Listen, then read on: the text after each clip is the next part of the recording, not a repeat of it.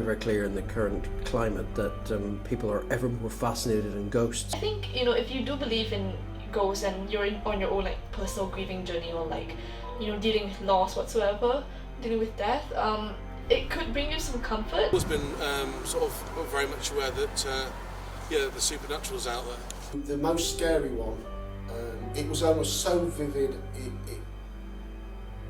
and so much of a shock and so quick that I didn't get a chance to be scared till afterwards. I walked through in pitch black. As I got to the edge of the table to skirt round it, I'd be arm's length away. There was a completely black mass and I walked nearly through it. I'd stopped wondering what it was in a split second, down to, oh God, it's something there. In the heart of the UK lives Lincoln, one of the UK's oldest cities. However, more and more people start to believe in ghosts, and especially in Lincoln. But what makes ghosts so interesting for us? Well, we're here to find out more. Lincolnshire is one of the oldest counties in the UK, with thousands of years of history embedded in these very streets.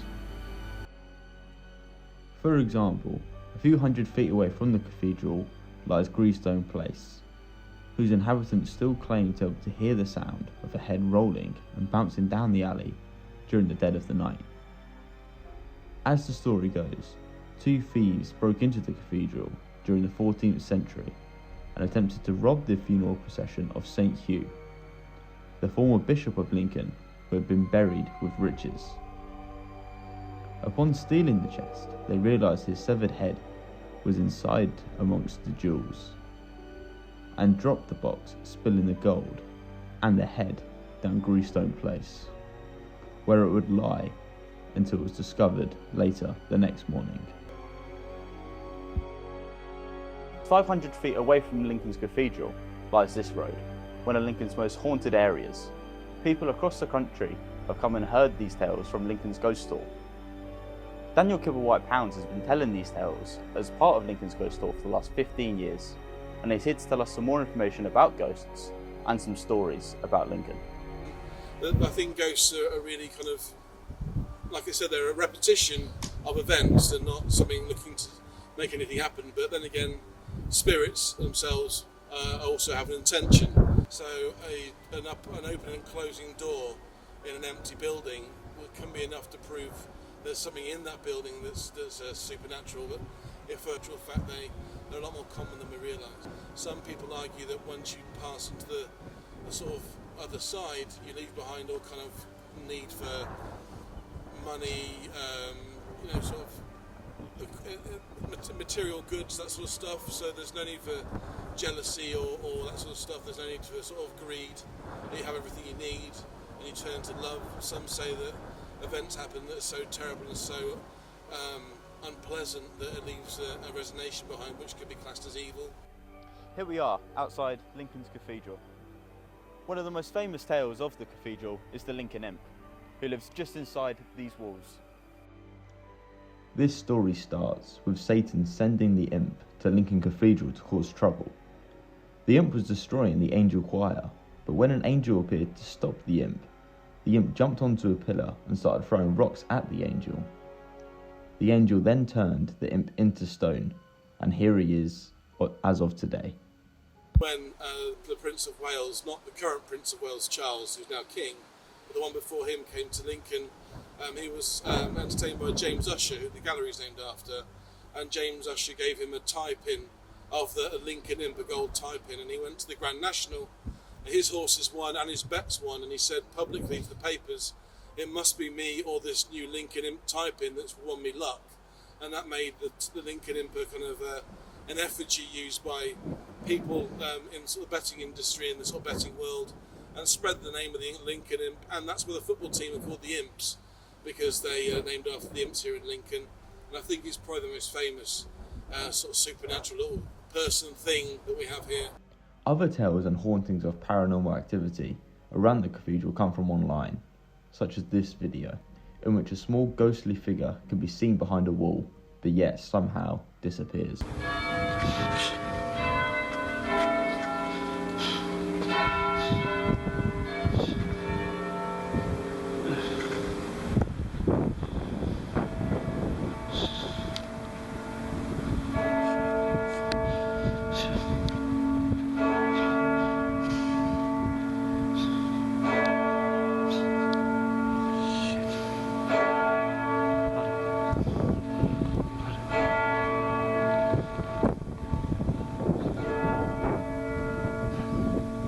But it's not just inside the cathedral where Ghost lives.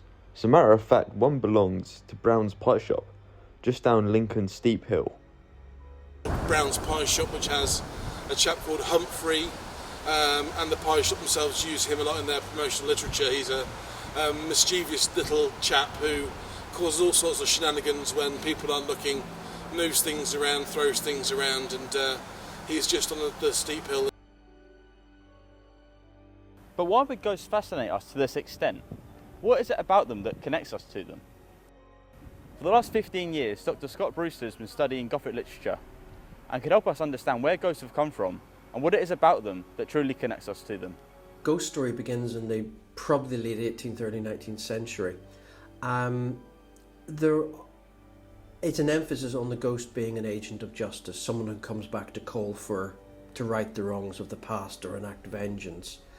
But the ghost also becomes quite a playful figure in that tradition as well.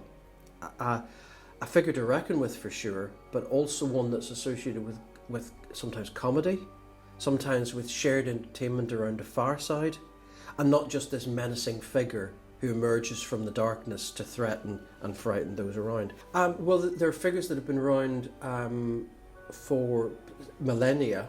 There are various forms of the undead and ghouls who rise from the grave to wreak vengeance on the living, to prey on the living. We think of the vampire, could be easily seen in that tradition of the undead, as could the zombie.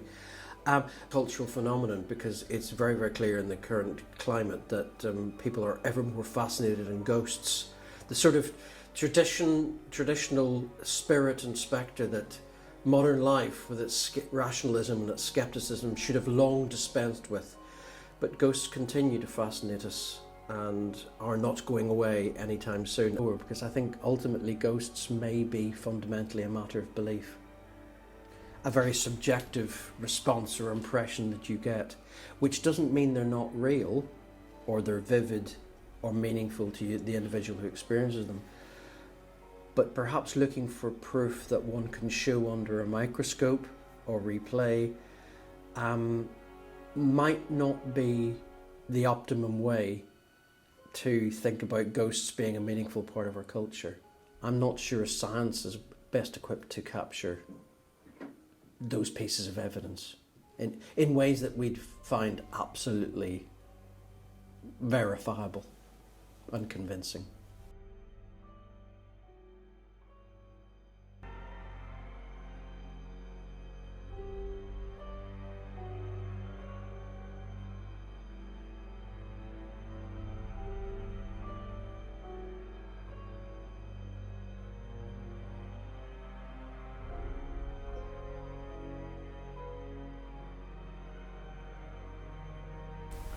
Now here next to Lincoln Cemetery, where some, by popular believe that ghosts come up from the dead.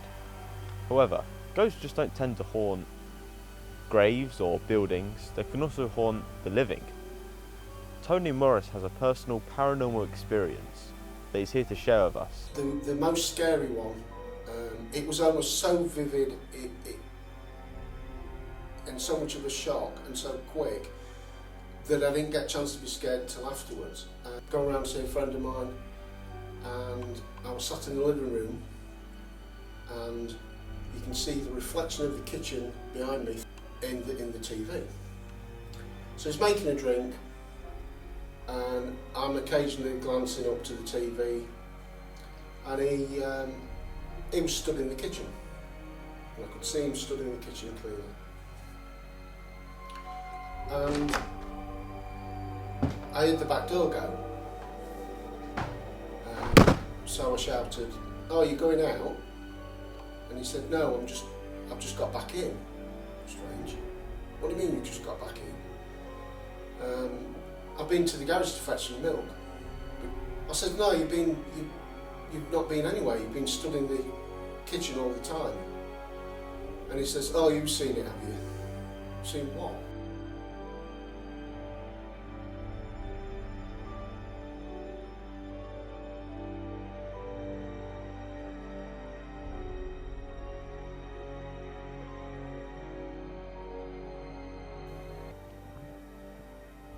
But is there any hard evidence that ghosts exist? I went to see psychologist Karen Lee for any hard proof that she may have. So usually what I've read regarding weather phenomenons, special events, they are usually backed by a lot of scientific research. And when it comes to paranormal activity, I think it's a very substantial area where there has not been a lot of evidence upon that fact scientifically. Well, if you believe in ghosts, if you're gonna hear a bunch like break off in the night or like any sounds, you're going to attribute that immediately to ghosts because it's such like a perpetuated culture online.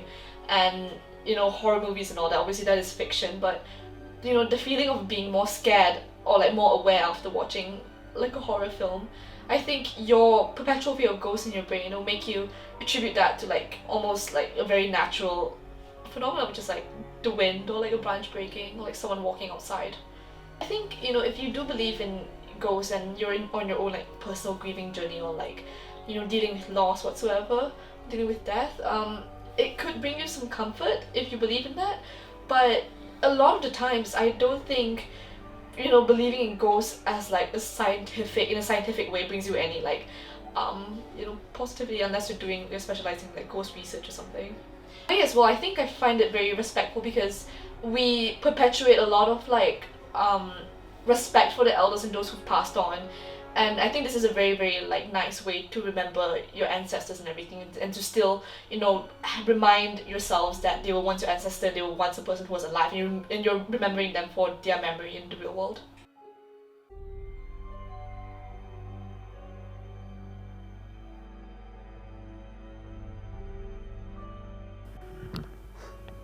We'll never truly know if the paranormal is out there, but if they are, there's one thing for certain: Lincoln is haunted.